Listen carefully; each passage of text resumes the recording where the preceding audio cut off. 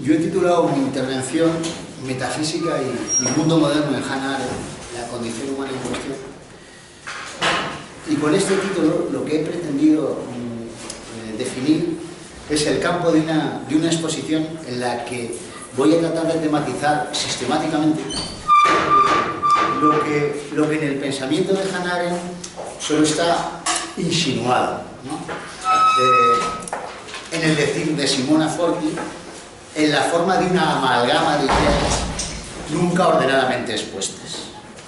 A saber, ¿qué es eso que voy a tratar de tematizar sistemáticamente y que según Simona Forti solo aparece en el pensamiento de Arendt desordenadamente en la forma de una amalgama de ideas?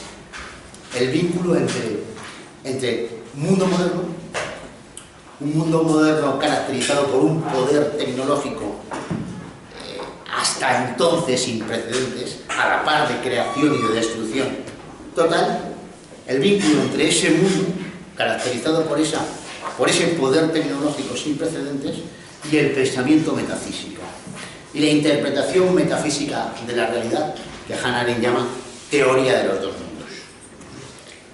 Una interpretación que, de acuerdo con las cosas que nos cuenta Hannah Arendt, habría sido fundada en la antigüedad ya preparada por Parménides, pero por Platón y Aristóteles, fundamentalmente. Bueno, pues puedo adelantar ya que esta cuestión es cuanto menos problemática. Y es cuanto menos problemática, sobre todo si tenemos en cuenta que la interpretación metafísica de la realidad se va a construir, siempre de acuerdo con las cosas que nos cuenta Hannah Arendt, se va a construir desde un muy peculiar punto de vista, que es el de los filósofos. Ese punto de vista que haría primar la contemplación sobre la acción y el bios teoréticos sobre el bios políticos. Problemática, en segundo lugar, si tenemos también en cuenta que, de acuerdo, repito, con las cosas que nos dice Hannah Arendt, la contemplación en el curso del desarrollo de la edad moderna que desemboca en nuestro mundo moderno va a ceder su primacía a la acción en el sentido general de la actividad, hasta el punto de que en la modernidad la contemplación, nos dice Hannah Arendt, va a desaparecer. La contemplación que sería el fin, el telos de la interpretación en la interpretación metafísica de la realidad. Claro, si esto es así, ¿en qué sentido el mundo moderno puede constituir el final de la metafísica, pero el final en el sentido de la realización o consumación de la interpretación metafísica de un mundo en el que se otorgaba primacía sobre todas las cosas a la contemplación de lo interno? Es decir, ¿en qué sentido el mundo moderno puede constituir la realización del pensamiento metafísico tradicional y no más bien ser la consecuencia de la ruptura con esta tradición, ¿no? O sea, el mundo moderno, podemos formular la cuestión más sencillamente del siguiente modo: el mundo moderno es la consumación de la metafísica. La metafísica se consuma en el mundo moderno, siendo ese mundo moderno un mundo caracterizado por un poder tecnológico a la par de destrucción total y de producción total, ¿no? O más bien, de lo que se trata en el mundo moderno es de la ruptura con esa tradición, un dejar de lado esa tradición, habida cuenta de que en la modernidad justamente la contemplación, que es el centro del pensar metafísico para Hannah Arendt, desaparece. ¿Ruptura o consumación? Esa es la cuestión. ¿Ruptura o consumación? Y siempre, de acuerdo con las cosas que nos cuenta Hannah Arendt sobre este asunto, que son cuanto menos discutibles, ¿verdad? Por tanto, el asunto es, como digo, cuanto menos problemático. Y sin embargo, creo que es legítimo el intento de ordenar y poner en claro este vínculo en el pensamiento de Hannah Arendt, ¿no? La propia Arendt nos va a dar pistas al respecto para seguir esta línea de indagación. Por ejemplo, en una carta que Arendt dirige a Jasper en el año 51 sobre el problema del mal radical. Veréis lo que dice Hannah Arendt en esa carta. en esa carta.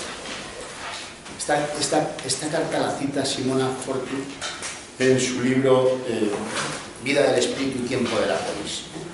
Hannah Arendt, Vida del Espíritu y Tiempo de la Polis. Abrir la carta. Dice Hannah Arendt lo siguiente: ignoro qué es verdaderamente el mal radical hoy. No vamos a entrar en los pormenores de qué significa mal radical, sería asunto de otra conferencia, tampoco en cómo se relaciona con eso que posteriormente Hannah Arendt llamó mal banal. Vamos a dejar que hable Hannah Arendt y vamos a ver cómo a partir de este texto se va a perfilar el vínculo, o por lo menos se va a insinuar el vínculo entre el pensamiento metafísico y la catástrofe totalitaria que justamente tiene lugar en la modernidad, en el mundo moderno. Ignoro qué es verdaderamente el mal radical hoy, pero me parece que en cierto modo tiene relación con los siguientes fenómenos. La reducción de los hombres en cuanto a hombres a ser absolutamente superfluos. La reducción de los hombres en cuanto a hombres caracterizados por la libertad, la espontaneidad y la condición de pluralidad. Va a ser absolutamente superfluos. Un sistema de dominación total es ese sistema que hace de la libertad y la pluralidad, que es la condición de la libertad para Hannah Arendt, algo absolutamente superfluo. El mal radical tiene que ver con eso, con la reducción de los hombres en cuanto a hombres a ser absolutamente superfluos, que significa no ya afirmar su superficialidad al considerar los medios para utilizar, lo que dejaría intacta su naturaleza humana y ofendería solamente su destino de hombres, sino además hacer superflua su calidad misma de hombres, su humanidad misma. Esto ocurre, los hombres devienen superfluos, llegan a ser superfluos cuando se elimina cualquier impredecibilidad, esa imprevisibilidad que está en el destino y que corresponde en los hombres a la espontaneidad, es decir, a la libertad. Todo ello, a su vez, deriva, o mejor dicho, está en estrecha conexión, o sea, ¿con qué está en estrecha conexión el fenómeno del totalitarismo? El mal radical y el que los hombres llegan a ser superfluos en el mundo moderno actual y más concretamente en eso del fenómeno totalitario. Todo ello a su vez deriva, o mejor dicho, está en estrecha conexión con la loca ilusión de una omnipotencia del hombre. O sea que el desastre totalitario está en conexión con lo que Hannah Arendt llama aquí loca ilusión de omnipotencia. Loca ilusión de una omnipotencia del hombre en singular.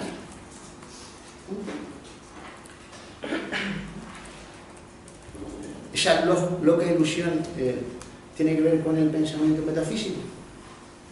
La metafísica es de alguna manera una ilusión, justamente esa loca ilusión de omnipotencia que ha venido a parar en este mundo caracterizado entre otras cosas por la catástrofe totalitaria.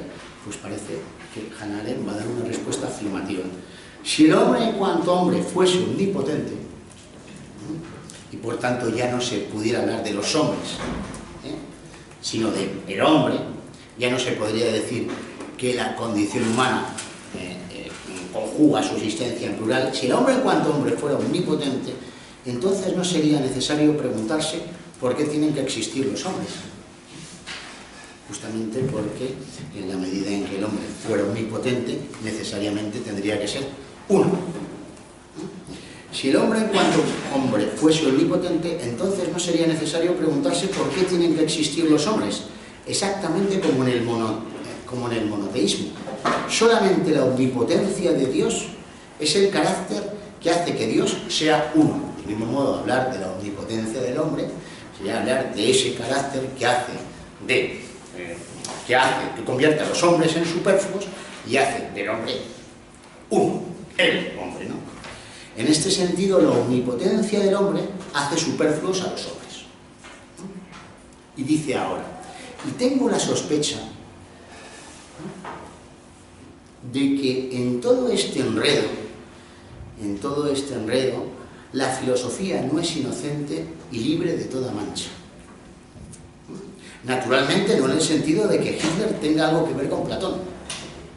Diría más bien en el sentido de que esta filosofía occidental, fundada por el entorno socrático, fundada por Platón y Aristóteles, diría más bien en el sentido de que esta filosofía occidental nunca ha tenido un concepto puro de lo político, es decir, un concepto de lo político no mediado por el punto de vista y el interés fundamental que pone en juego la filosofía, que es justamente la contemplación en su primar sobre la acción, ¿no?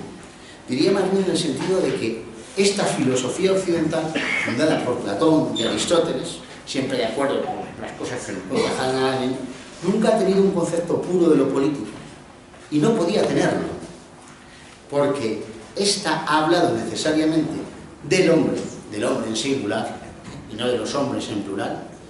No el hombre, sino los hombres habitan la tierra, la pluralidad es la ley de la tierra, dice Hannah Arendt cuando se refiere a la condición humana.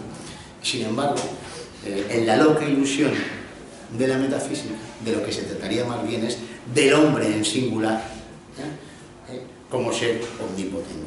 Diría más bien en el sentido de que esta filosofía occidental nunca ha tenido un concepto puro de lo político, y no podía tenerlo, porque ésta ha hablado necesariamente del hombre y ha tratado del dato, del hecho de la pluralidad, solo accidentalmente, y ha tratado de la pluralidad humana, algo que para Hannah Arendt es la condición por la cual hay hombres, como algo puramente accidental. Lo propio de los hombres no sería, de acuerdo con la loca ilusión de la metafísica, de acuerdo con la interpretación metafísica de la realidad, la pluralidad, sino la unidad de la omnipotencia.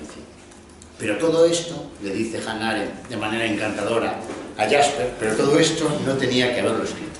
Se trata de ideas aún no maduradas. Perdón.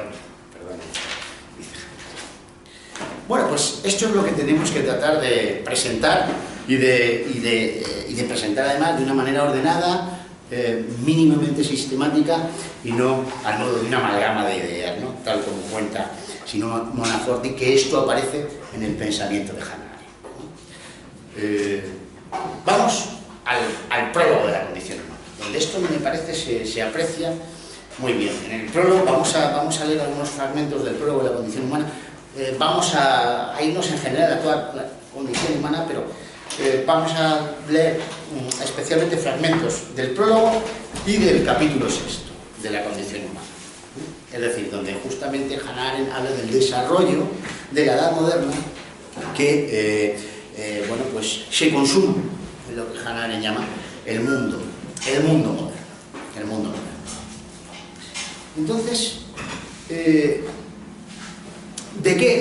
qué habla Hannah Arendt en el prólogo de la condición humana? Bueno, aquí Hannah Arendt se va a referir a otro acontecimiento o a otro aspecto del acontecimiento, digámoslo así, del acontecimiento metafísico definitorio de la modernidad. Si en algunos textos ha hablado del fenómeno del totalitarismo, aquí va a referirse a otro aspecto del acontecimiento metafísico moderno definitorio de la modernidad. ¿A qué se va a referir? Bueno, a varias cosas, pero al comienzo se va a referir, pero en el comienzo del prólogo se va a referir a la fabricación de un artefacto técnico, un satélite artificial, el Sputnik, que durante un tiempo, nos cuenta Hannah Arendt, tras su lanzamiento, llegó a habitar en la compañía de los astros, divinos para Aristóteles, la compañía de los seres celestiales divinos para Aristóteles. ¿El acontecimiento cuál sería? Pues el acontecimiento no sería sino que con eso del lanzamiento del Sputnik quedaba anulado el horismos, la barrera insalvable que en tiempos de Aristóteles y en su interpretación de la realidad separaba cielo y tierra, el mundo sublunar y la divinidad. Este es el acontecimiento definitorio de la modernidad, que se manifiesta en diversos fenómenos, algunos fenómenos de perfil político, como el totalitarismo, y otros fenómenos de perfil más técnico, como el lanzamiento del Sputnik. El acontecimiento es que cielo y tierra se unen. El acontecimiento metafísico definitorio de la modernidad es que el jorismos, la barrera insalvable que separaba cielo y tierra, mundo sublunar y divinidad, cae por los suelos, desaparece. Bueno, vamos a ver este asunto por pasos, por pasos. Al final del prólogo de la condición humana dice lo siguiente Hannah Arendt: lo que me propongo en los capítulos siguientes es una reconsideración de la condición humana desde el ventajoso punto de vista de nuestros más recientes temores y experiencias.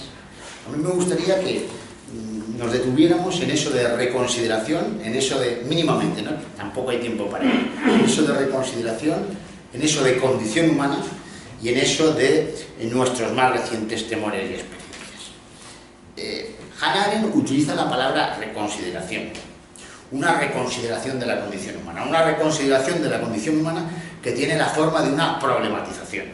Este libro, dice Hannah Arendt también en el prólogo, no ofrece respuestas, no da soluciones. Las soluciones no son materia teórica, no son materia del ejercicio del pensamiento, son materia de política práctica sujeta al acuerdo de muchos. Cuando se trata de pensar, cuando se trata de un ejercicio de pensar en lo que hacemos, el asunto no es tanto solucionar, dar soluciones, cuanto más bien plantear problemas. Esa reconsideración tiene, por tanto, la forma de una problematización, de una puesta en cuestión teórica en un ejercicio de pensamiento de la condición humana, de una puesta en cuestión teórica de la condición humana que va a responder a una puesta en cuestión práctica de esa misma condición humana en nuestro mundo. Porque la condición humana está prácticamente en cuestión en nuestro mundo, es por lo que Hannah Arendt y nosotros con ella podemos plantear, poner en cuestión, teóricamente hablando, en un ejercicio de pensamiento, qué pasa con la condición humana. ¿Qué pasa con la condición humana? Bueno, la palabra que Hannah Arendt utiliza en la edición alemana para referirse a esta reconsideración, una edición que ella misma lleva a cabo, es la palabra Besinnung, meditación. Claro, en esa palabra resuena el Sinn, el sentido, y resuena el sentido como la cuestión del pensamiento. Para Hannah Arendt, la cuestión del pensamiento no va a ser la verdad. Para Hannah Arendt, la cuestión del pensamiento va a ser el sentido de la verdad. Lo que ha ocurrido en la tradición metafísica, en su modo de interpretar el pensar, es que justamente ha venido a reducir el sentido a la verdad. Cuando eso ocurre, podemos determinar en una problematización muy bien lo que podemos hacer técnicamente, cuestión, dice Hannah Arendt, que se resuelve científica o tecnológicamente, pero desde luego queda absolutamente olvidada la cuestión de qué sentido tiene eso que podemos hacer. ¿Qué sentido tiene lo que hacemos? ¿Hacia dónde vamos? La cuestión del pensamiento para Hannah Arendt, por tanto, no es la verdad, los conocimientos verdaderos, sino a dónde vamos hoy en nuestro mundo con esos conocimientos. La cuestión del sentido. Y cuando Hannah Arendt habla de meditación Besinnung, me parece que está queriendo hacer valer esa diferencia que para ella es crucial, como también lo era para Kant, entre verdad y sentido. Entre verdad y sentido. Bueno, la cuestión, entonces, como digo, es pensar, lo dice ella misma, en lo que hacemos, pero, repito, donde la cuestión no es determinar lo que podemos tecnológicamente hacer, determinación que compete, como os decía hace un momento, a un pensamiento científico-técnico, sino el sentido de ese poder, el sentido de ese poder hacer, hacia dónde nos lleva ese poder hacer. Se trata, por tanto, poniendo de manifiesto el sentido, un sentido que de suyo no es manifiesto, se trata, poniendo de manifiesto el sentido de lo que hacemos, propiciar una deliberación política que conduzca a una decisión sobre si queremos o no queremos ir en ese sentido. Si queremos o no queremos ir en ese sentido que impone la ilusión loca de la metafísica tradicional y que nuestro mundo viene a realizarse, a consumarse en ciertos fenómenos, ¿no? Como por ejemplo el totalitarismo, pero también la carrera espacial, ¿no? El lanzamiento del Sputnik.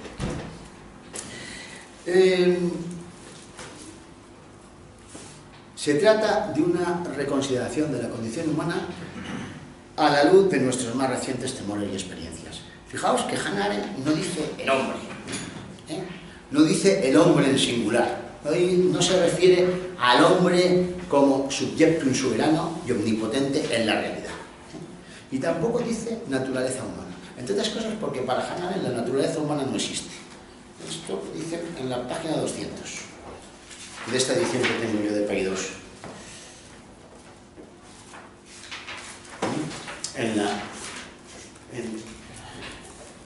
En el capítulo 2 de la acción.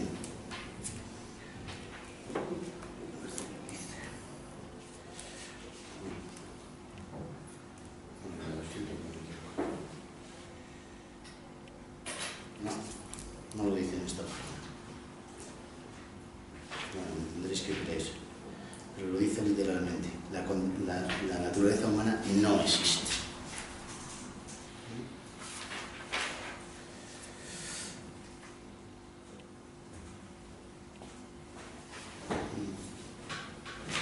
Bueno, lo dice en el capítulo de la acción y en algún otro lugar, ¿no?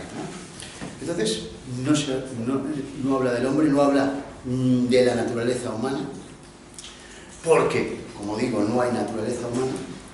Para Hannah Arendt los seres humanos no tienen naturaleza o esencia, y no tienen naturaleza o esencia porque habitan el mundo bajo la condición de pluralidad, bajo la condición de una pluralidad originaria, no derivada de un uno modélico fundamental que los hace a la vez únicos, es decir, absolutamente irrepetibles, de tal manera que los seres humanos no son monótonas repeticiones de un mismo modelo, porque no hay modelo, por la condición de pluralidad, digo, los seres humanos son absolutamente irrepetibles, únicos, pero en otro sentido iguales no en contenido, porque su contenido es irreductiblemente diverso, sino en dignidad. Todos valen lo mismo, y todos valen lo mismo en la medida en que no provienen de un uno modélico fundamental que impone en la pluralidad una jerarquía, de tal manera que en función de la mayor o menor proximidad al modelo originario, los seres humanos plurales valdrán más o menos. Desde el momento en que eliminamos de la escena política el uno fundamental, nos encontramos con que la pluralidad lo es de seres absolutamente singulares, diversos en cuanto al contenido, pero iguales en punto, no al contenido sino a la forma, iguales en dignidad. Todos valen lo mismo justamente por no provenir de uno fundamental que establezca jerarquía en los diferentes, por decirlo de alguna manera, ¿no? Condición humana, por tanto, como la condición de un ser finito que conjuga su existencia en plural, ¿no? La pluralidad es la ley de la Tierra, como os decía antes. No el hombre, sino los hombres habitan la Tierra.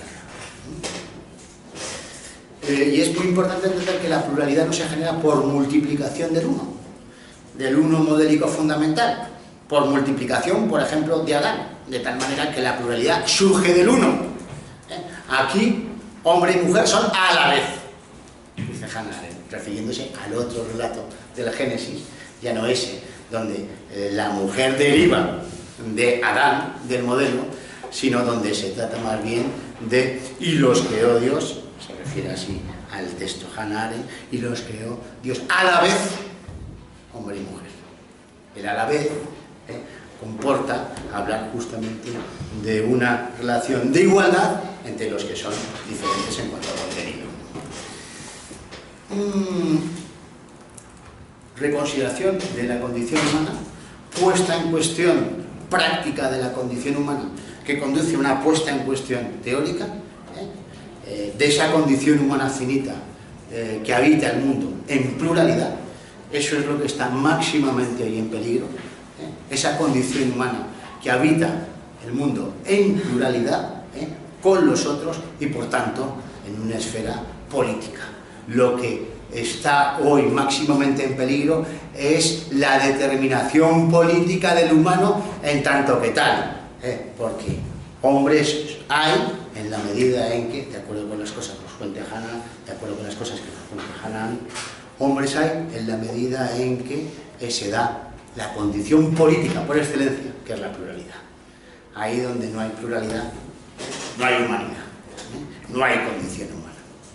Pero por lo mismo, ahí no hay condición política, porque la pluralidad es la condición del político, la condición de la política. Reconsideración de la condición humana a la vista de nuestros más recientes temores y experiencias, a la vista de la experiencia moderna, ¿no? Una experiencia moderna que Hannah Arendt va a caracterizar en el prólogo de la condición humana como una experiencia de desarraigo y alienación, ¿no? De desarraigo de la condición terrena, de la condición humana, y de alienación con relación a lo que ella llama el mundo. Fijaos que el mundo no es el espacio en el que el yo se aliena. Lo que ocurre más bien es que los hombres hoy se alienan del mundo en el yo. El punto de la alienación es el yo, no el mundo. Lo que se ha producido en nuestro mundo es esa situación en la que los seres humanos se encuentran alienados con respecto a un mundo que es su medio, su elemento. Elemento en el sentido de, bueno, pues medio como es el agua para los peces, ¿no? ¿Cuáles serían los rasgos de este mundo? Voy a limitarme a citarlos, porque el comentario de cada uno de esos rasgos nos llevaría muy lejos. Si acaso, en el curso de mi exposición, insistiré un poco más en esto que ahora simplemente cito. Hannah Arendt se va a referir a la carrera espacial y a la conquista del universo. En nuestro mundo se trata de, justamente movidos por esta aspiración, este deseo de infinitud, de incondicionalidad, se trata de unir a la conquista del universo, rompiendo amarras con la condición terrena propia de la condición humana, con la condición terrena y la condición mundana propia de la humanidad. Se trata también en este mundo de lo que Hannah Arendt llama la automatización total y la paradójica glorificación teórica del trabajo, Arbeit, Labor, work y Herstellen habría que traducirlo más bien por fabricación, ¿de acuerdo? Lo digo así un poco dogmáticamente, pero si vosotros vais a la nota 2 del capítulo 3, Arbeit, Labor, os vais a encontrar con que Hannah Arendt da las claves para traducir sus términos. Labor es lo mismo que trabajo, labor y trabajo son exactamente lo mismo. Work, ¿qué es? Work tiene que ver con una actividad de fabricación.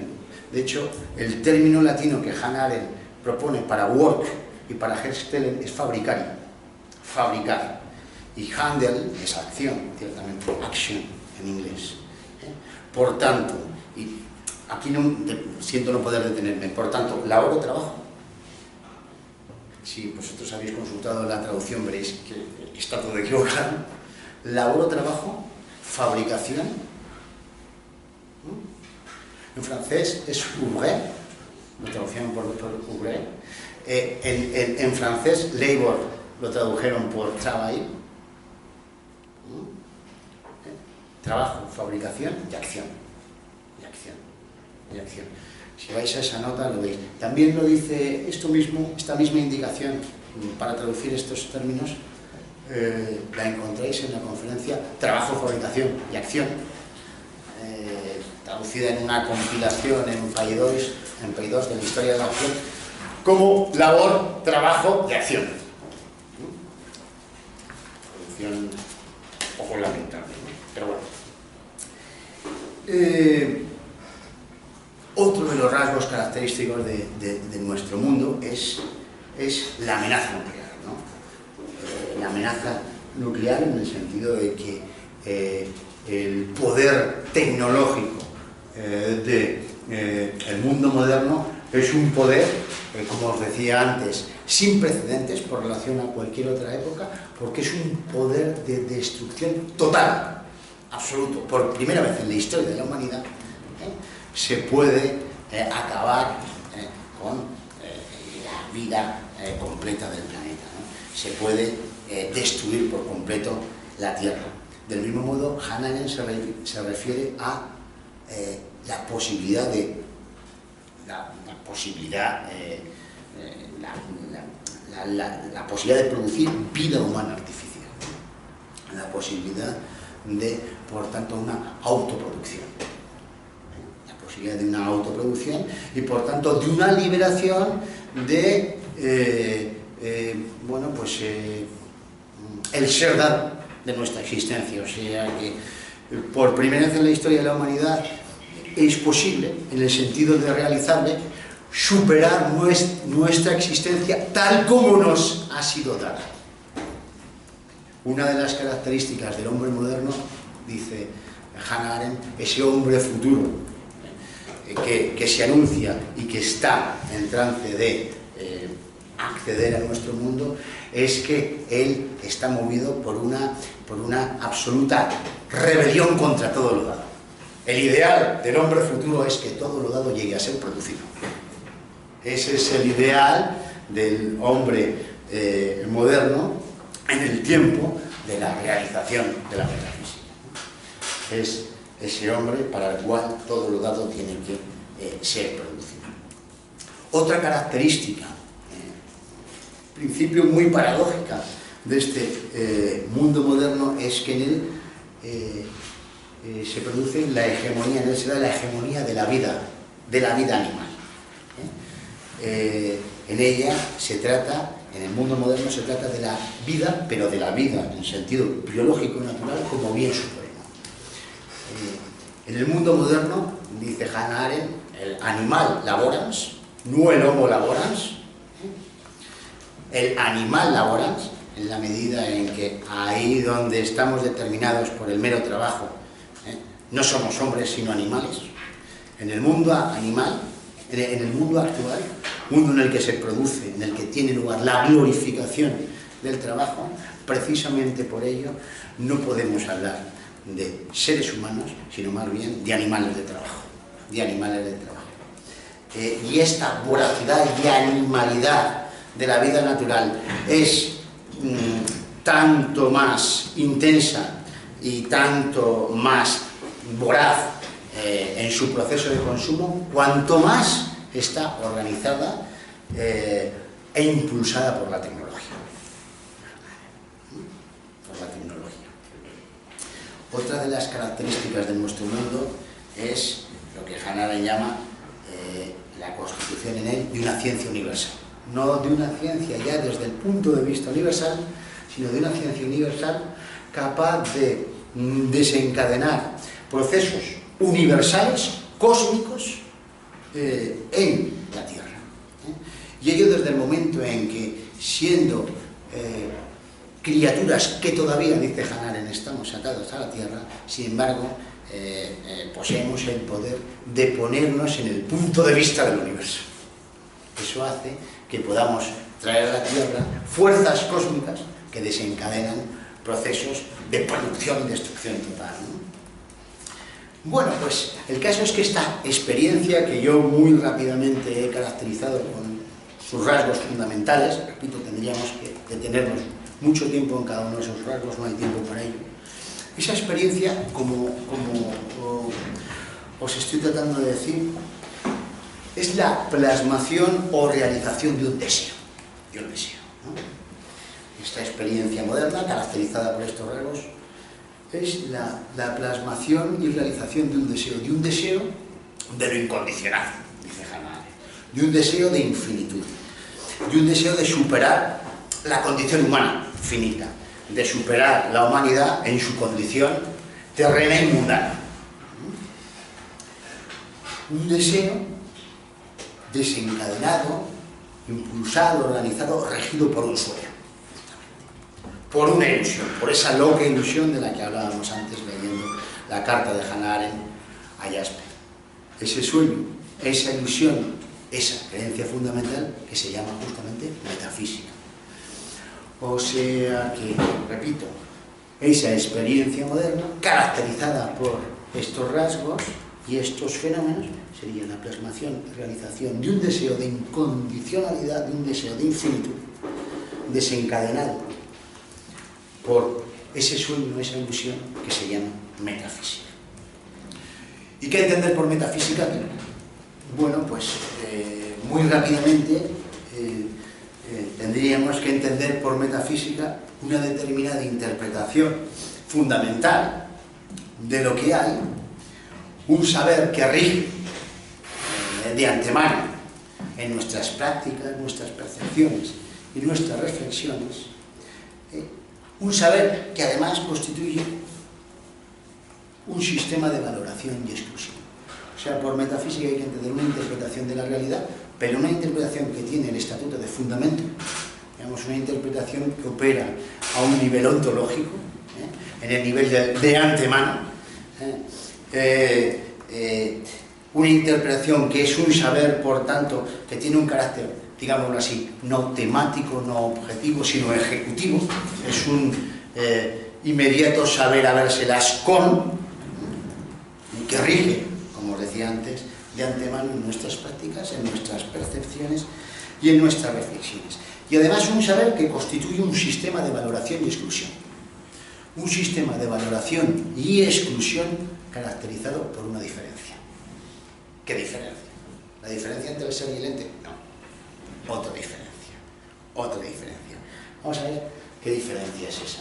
Voy a leeros un fragmento del prólogo de la vida del espíritu. Del prólogo, para ser más exactos, del prólogo al apartado del pensar de la vida del espíritu.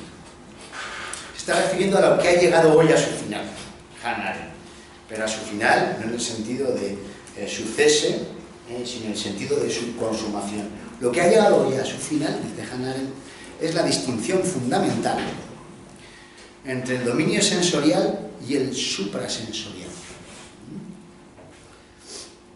Y repito, ha llegado a su final en el sentido de que esta distinción hoy se consuma, se realiza.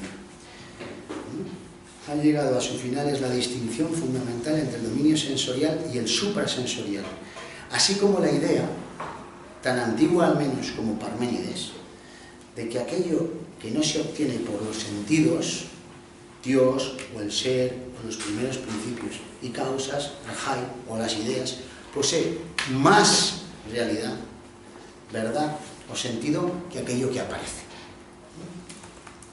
Esto no solo sobrepasa la percepción sensible, sino que está sobre, en el sentido de por encima del mundo de los sentidos. Vale más, es lo verdaderamente ente.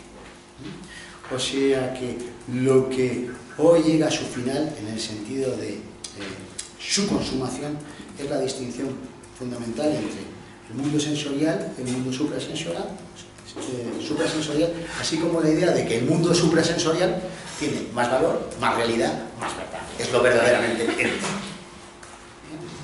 Bueno, podríamos dar una vuelta de tuerca a esta definición de la metafísica como esta interpretación fundamental caracterizada por esta diferencia y valoración, yendo a un texto de Heidegger en ¿Quién es el Zaratustra de Nietzsche?, donde, digámoslo así, Heidegger define algo más formalmente lo característico, lo esencial de un pensamiento metafísico. Lo esencial de un pensamiento metafísico, dice Heidegger, no es la diferencia entre mundo sensible y mundo inteligible. Lo esencial de un pensamiento metafísico es algo otro. Vamos a ver lo que dice. El pensar metafísico descansa en la diferencia. En la diferencia entre aquello que verdaderamente es, en la diferencia entre lo verdaderamente ente, podemos decirlo así, y aquello que, medido con esto, constituye lo que no es verdaderamente. Para la esencia de la metafísica, sin embargo, lo decisivo no está en que la diferencia citada se presente como la contraposición entre lo suprasensible y lo sensible. Por eso, la determinación del pensar metafísico, tal como la lleva a cabo Hannah Arendt, no es, digamos, lo suficientemente formal ni lo suficientemente general para ser característico de todo pensamiento metafísico. Para la esencia de la metafísica, lo decisivo no está en que la diferencia citada se presente como la contraposición entre lo suprasensible y lo sensible, sino que aquella diferencia, en el sentido de una grieta que se abre entre una cosa y otra, permanezca como lo primero y fundamental. Lo decisivo para la determinación de un pensamiento metafísico no es que en él se trate de poner la verdad en lo suprasensible de tal manera que a partir de ello lo sensible se considera mera apariencia. Lo decisivo para la determinación de un pensamiento metafísico es que él esté articulado, organizado a partir de la diferencia entre lo verdaderamente ente y lo que, medido y valorado a partir de ello, se considera como siendo mera apariencia. Y lo de menos es si ponemos lo verdaderamente ente en lo sensible o en lo inteligible. La metafísica sigue rigiendo ahí también donde hacemos de lo sensible lo verdaderamente ente. Porque lo decisivo para la determinación de un pensamiento metafísico es esta valoración entre, repito, aquello que se considera lo verdaderamente real y aquello que medido y valorado a partir de ello se considera sin más como apariencia. De hecho, esto es lo que va a decir ahora mismo Heidegger. Esta grieta de la metafísica sigue estando ahí, aún en el caso de que la jerarquización platónica entre lo suprasensible y lo sensible sea experienciada al revés. Claro, la metafísica sigue estando ahí, ahí donde hacemos de la potencia la forma eminente de ser, la forma propia de lo ente, ahí donde hacemos de la materia frente a la forma propia del ente, ahí donde hacemos de Dioniso lo verdaderamente ente frente a Apolo. Pero cuando en verdad, Dioniso y Apolo no son más que dos aspectos constitutivos y irreductibles, indisociables también de una misma realidad, ¿no? Esta grieta sigue estando ahí, aún en el caso de que la jerarquización platónica entre lo suprasensible y lo sensible sea experienciada al revés. Bueno, lo que hay que decir, a pesar de que podría considerarse, de acuerdo con lo que dice aquí Heidegger sobre la determinación de un pensamiento metafísico, deficiente la definición que da Hannah Arendt del pensar metafísico, lo que habría que decir también es que Hannah Arendt estaría de acuerdo con Heidegger en esta vuelta de tuerca, absolutamente de acuerdo, y ello desde el momento en que ella también va a declarar en muchos textos, muchas veces a lo largo de la condición humana, que nada cambia cuando simplemente se cambia las cosas de su lugar, dejando el esqueleto conceptual intacto. Las inversiones modernas de la tradición, en verdad, no son verdaderas inversiones, porque dejan el esqueleto conceptual absolutamente intacto. Sigue estando, por tanto, ahí la metafísica, sigue estando ahí el deseo de la metafísica, sigue estando ahí esa interpretación de la realidad. Por mucho que, por ejemplo, en el caso de la humanidad, hablemos de que en la modernidad tiene lugar esa inversión por la cual la acción va a tomar el lugar de la contemplación hasta el punto de que la contemplación va a desaparecer en la modernidad. Bien, desaparece la contemplación, pero desaparece la interpretación metafísica de la realidad y también el deseo que la misma desata. Ese deseo de verdad como eternidad, ese deseo que en algún lugar Hannah Arendt llama sed de conocimientos. ¿Dónde se origina la sed de conocimientos? ¿Dónde se genera ese deseo de verdad? En el olvido del sentido y de la libertad, que ha llevado, tras ciertas inversiones puramente aparentes, a un mundo como el nuestro, ¿no?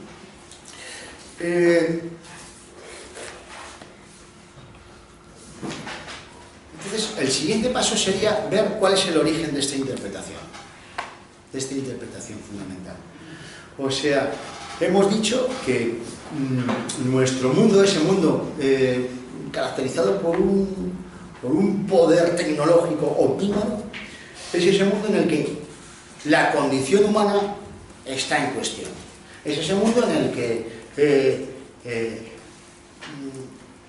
el que lo que campa a sus anchas no es el ser humano, sino el animal laboral.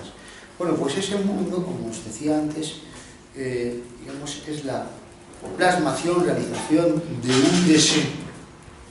de un deseo de verdad, que vamos a ver enseguida, verdad como eternidad, como absoluta quietud, en el olvido de otra manera de interpretar el deseo, por cierto,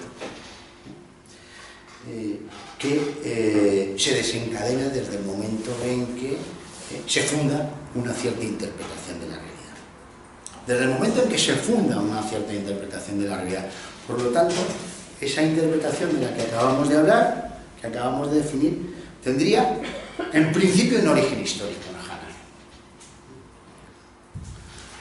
La interpretación metafísica de la realidad, nos va a decir Hannah Arendt, surge en un determinado momento de la historia, en un determinado lugar geográfico.